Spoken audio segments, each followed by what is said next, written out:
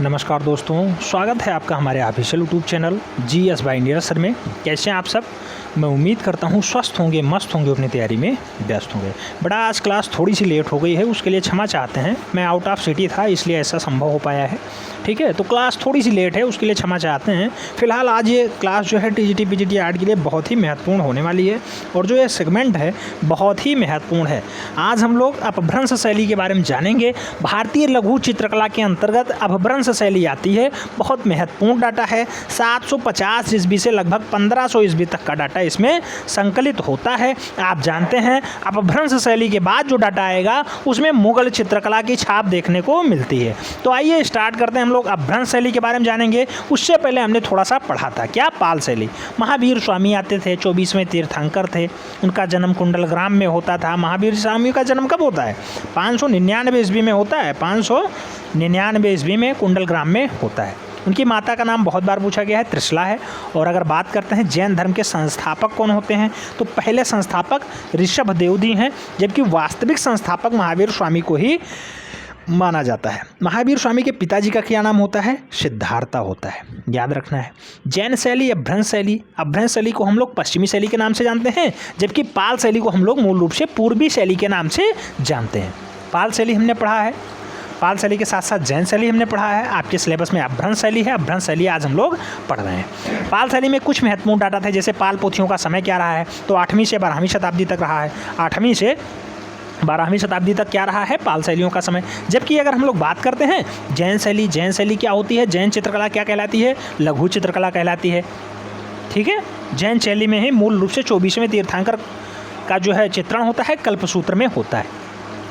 तो इन सबको हमने देखा है, इस पर हम सुपरफास्ट रिवीजन भी करेंगे। फिलहाल आज हम लोग अपभ्रंश शैली के बारे में जानने का प्रयास करते हैं, और अपभ्रंश शैली से क्या क्या क्वेश्चंस महत्वपूर्ण हैं, जैन शैली, अपभ्रंश शैली या फिर पश्चिमी शैली, इसकी उपमाएं हैं। आइए देखते हैं।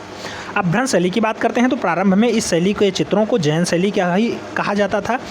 फिर इस प्रकार के चित्र मालवा, राजस्थान और गुजरात के दूसरे संप्रदायों के ग्रंथों में भी व्यापकता से पाए गए। तब इसका नाम थोड़ा सा और बदलने की प्रयास किए गए, तो उनके निश्चित नामकरण की समस्याएं उठ खड़ी हुई। जब ये गुजरात, मालवा, राजस्थान में पाने लगे तो इसका नाम थोड़ा सा चेंज करने के लिए समस्या आने लगी, यानी बात खड़ी होने लगी। बात करें तो गुजरात शैली या फिर पश्चिमी भारतीय शैली भी इसका उपनाम रहा है।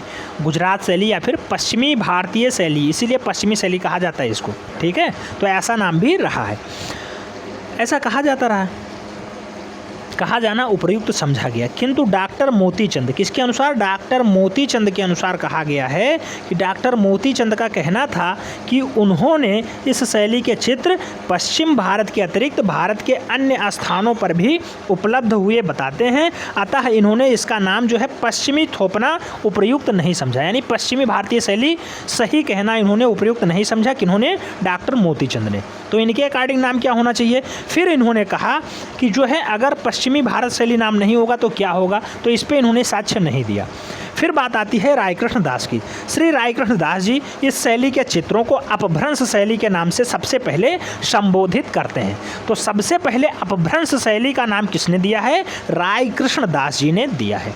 याद रखना है, जो क्वेश्चंस पूछा जाएगा वो यही पूछा जाएगा, सबसे पहले अपभ्रंश शैली के नाम से इसको संबोधित किया तो रायकृष्ण दास जी ने किया है, याद रखना है। ठीक है, आगे बात करते हैं।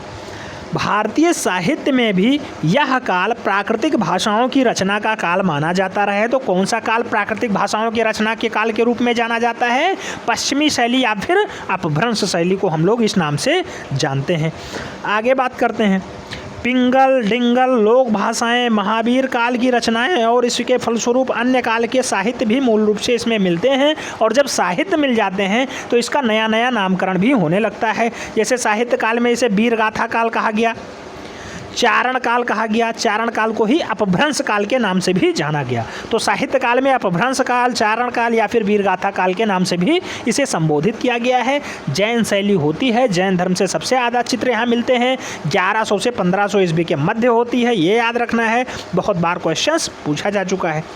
आगे बात करते हैं चारण काल, वीरगाथा काल के नाम से पुकारा तो गया ही, और राजपूत योद्धाओं ने मुसलमानों से अपने देश को बचाने के लिए अपना सौम्य और शांति रूप त्यागा और विकराल महाकाल रूप धारण किया, और इस प्रकार के सभी और प्राचीन मान्यताएं भ्रष्ट हुई। कैसे? जब यहाँ पे राजपूत योद्धा आए, उन्होंने मुसलमानों को जो है यहाँ से हटाने का काम किया, फिर विकराल रूप धारण किया, तो इस टाइप से इसकी मान्यताएं रद्द हो गई और ऐसी मान्यताओं को थोड़ा सा क्षतियाँ भी पहुँची हैं। यही पतन कला और साहित्य में भी हुआ है। अतः इस अपभ्रंश शब्द से कला की जो समस्त ऐतिहासिक पृष्ठभूमि थी वो परिलक्षित हो जाती है। कहने का मतलब ये था कि राजपूत जब तक शासन करते थे, राजपूत जैन धर्म को थोड़ा सा बढ़ावा दिए, ब्राह्मण धर्म को बढ़ावा दिए, बौद्ध धर्म को मानते रहे, लेकिन जब यहाँ पे मुसलमानों का शासन होता है, आप जानते हैं 1500 ईस्वी के बाद यहाँ पे बाबर का काल आता है, जिसे हम लोग पढ़ेंगे भी, मुग़ल शैली आ जाती है, और जब मुग़ल शैली आती है तो थोड़ा सा पहले इसको नष्ट करने का काम करती है, उसके बाद उसको उकेरने का काम अकबर आते हैं, जहांगीर आते हैं, शाहजहां आते हैं, तो ये लोग थोड़ा सा स्थापत्य कला, चित्रकला को बढ़ाने का काम करते हैं। लेकिन अपभ्रंश शैली में मूल रूप से सबसे ज़्यादा फेमस नाम आनंद कुमार स्वामी जी हैं, आप जानते होंगे। जैन शैली को पश्चिम भारतीय शैली किसने कहा सबसे पहले? तो आनंद कुमार स्वामी ने कहा था।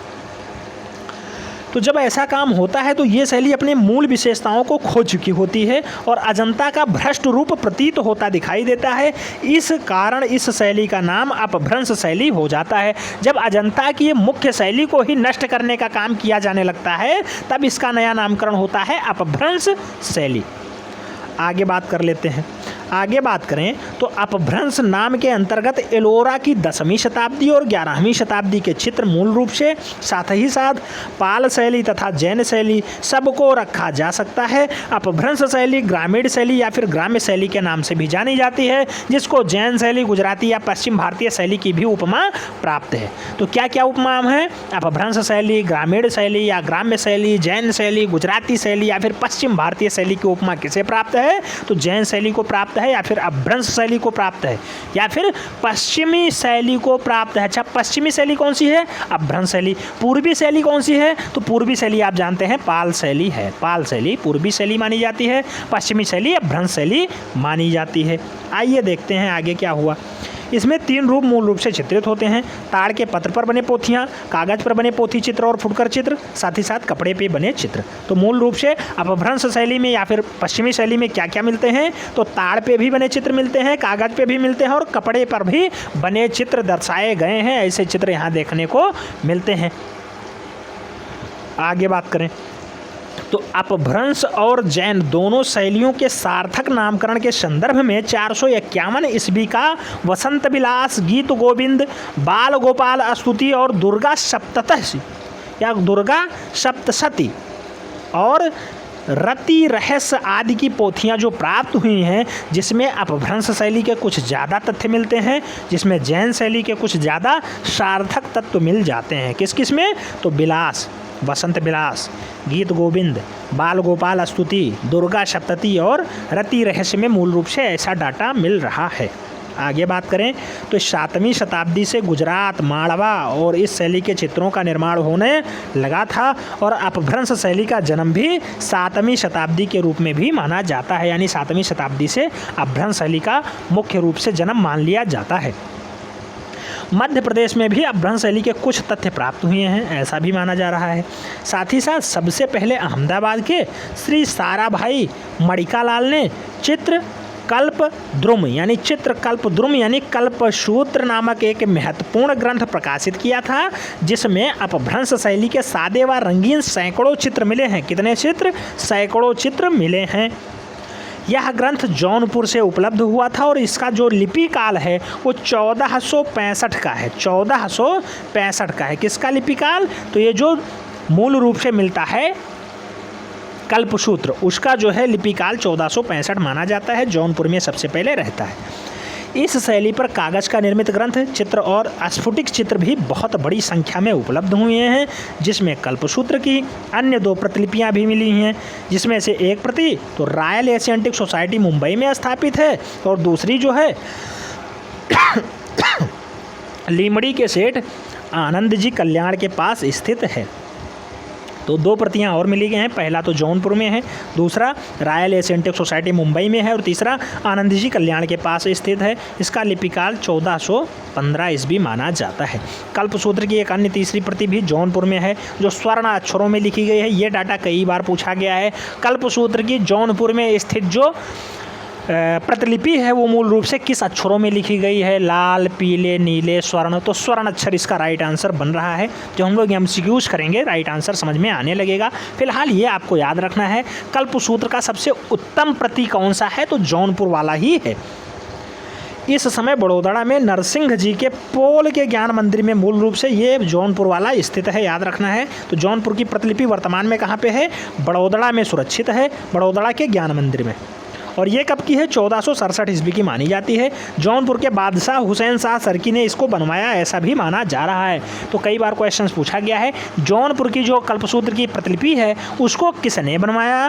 तो जौनपुर का शासक था हुसैन शाह सरकी, उसने सबसे पहले इसका निर्माण करवाया था, सबसे पहले उसका निर्माण करवाया था। आगे बात करते हैं।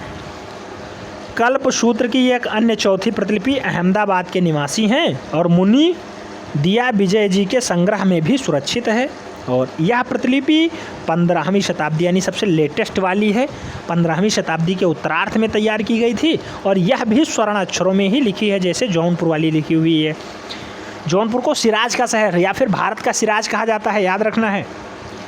इसमें जो चित्र बने हैं वह अपभ्रंश शैली के उत्कृष्ट चित्र माने जाते हैं जो लेटेस्ट वाली है, ठीक है। इस प्रकार बोस्टन संग्रहालय में कागज पर लिखी हुई तथा गुजरात के श्री भोगालाल जी के संग्रह में सुरक्षित बाल गोपाल स्तुति तथा बड़ौदरा के प्रोफेसर मंजूलाल मजूमदार के निजी पुस्तकालय में जो है प्राप्त है दुर्गा सप्तती की पोथियाँ। ये मूल रूप से कहाँ कहाँ स्थित हैं? तो एक जो है बड़ौदरा में है दुर्गा सप्तती, जबकि दूसरा बाल गोपाल स्तुति कहाँ पे है? गुजरात में है, याद रखना है। दोनों अलग अलग हैं। भोगवालाल जी के पास है बाल गोपाल स्तुति का चित्रण, जबकि दुर्गा सप्तती मंजूलाल, ठीक है, मंजूलाल मजूमदार के पास बड़ौदरा में ऐसी पोथियाँ मिली हुई हैं। आगे बात करते हैं। श्वेतांबर जैन धर्म से संबंधित अपभ्रंश शैलियों के ताड़पत्रीय ग्रंथ, चित्रों के अंगसूत्र, अधोनियुक्त आदि उल्लेखित हैं। इस सचित्र पोथियों का चित्रलिपि काल जो है 11वां से 15वीं ईसा के मध्य माना जाता है। ये सभी पोथियाँ आज़ाद भारत के बड़ौदरा, पाटन, खंभात, अहमदाबाद और जैसलमेर के निजी ग्रंथकारों और अमेरिका के बोस्टन संग्रहालय में मूल रूप से सुरक्षित हैं। तो कहाँ कहाँ पे सुरक्षित हैं? भारत के बड़ौदरा, पाटन, खंभात, अहमदाबाद, जैसलमेर आदि में सुरक्षित हैं। साथ ही साथ अमेरिका के बोस्टन संग्रहालय में भी सुरक्षित हैं।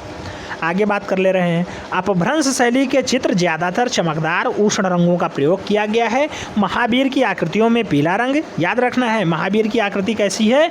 पीले रंग में बनाई गई। पार्श्वनाथ की आकृति कैसी बनाई गई? नीले रंग में। नेमिनाथ की आकृति कैसी बनाई गई? काले रंग में। जबकि ऋषभनाथ की आकृति कैसी बनाई गई? स्वर्णिम वर्ण में यानी स्वर्णिम कलर में यानी सुनहरे कलरों में बनाई गई है ऋषभनाथ की, ठीक है। ये सब कौन हैं? तो ये जैन तीर्थंकर हैं। इनको हम लोग एक असल में अलग वीडियो में देख लेते हैं। जैन तीर्थंकर और बौद्ध धर्म एक अलग वीडियो में देख लेंगे, जिसमें जैन धर्म बौद्ध धर्म से जितने भी क्वेश्चन आज तक बने हैं सभी को एक साथ हम लोग देख लेंगे, ठीक है। तो उसके लिए आपको परेशान नहीं होना है। आगे बात कर लेते हैं। तो जोधपुर के किसी ज्ञान भंडार से प्राप्त देवभ्रम सूरीकृत पांडव रचित नामक महाकाव्य जो 15वीं शताब्दी में लिखा गया है कि आदि तथा अंत के पन्नों में बने 4 चित्रों को भी अपभ्रंश शैली का बताया जाता है। तो कौन सा? पांडव रचित है, महाकाव्य है, उसके 4 चित्र अपभ्रंश शैली के पाए जाते हैं ऐसा बताया जाता है। जैन चित्रकला सबसे पहले कागज पर कब बनती है? 14वीं शताब्दी में बनती है। आप ये तो जानते ही हैं। अपभ्रंश शैली के विषय क्या रहे हैं यानी चित्रों के विषय क्या रहे हैं? जैन धर्म से संबंध रखता है। अच्छा, जैन और बौद्ध पे एक स्पेशल वीडियो जब आपके पास हो जाएगा तो आपके सारे डाउट क्लियर हो जाएंगे कि जैन कौन है, बौद्ध कौन है, क्या महत्वपूर्ण है, क्या क्वेश्चंस बन सकते हैं जैन धर्म से, क्या क्वेश्चंस बन सकते हैं बौद्ध धर्म से। तो इसे हम लोग स्पेशल वीडियो में देख लेने वाले हैं, ठीक है। तो उम्मीद करता हूँ ये पूरा डाटा आपको समझ में आ गया होगा। अब इस पर हम लोग सुपरफास्ट रिवीजन करने वाले हैं। फिलहाल इसकी PDF फाइल जो है व्हाट्सएप पेड ग्रुप पे भेज दी जा रही है। थोड़ा सा क्लास लेट हुआ है, उसके लिए क्षमा चाहते हैं। मैं दिल से थोड़ा सा क्षमा चाहता हूँ। मैं आउट ऑफ जो है सिटी था इसलिए ऐसा संभव हो पाया है। फिलहाल आपको क्लास लेट रिपीट मिल गई है, ये बहुत बड़ी बात है, ठीक है। मैं चाहता हूँ आप लोग भी इस क्लास पर उतना ही प्यार दर्शाएँगे जितना कि प्रीवियस की क्लासों पर दर्शा रहे हैं।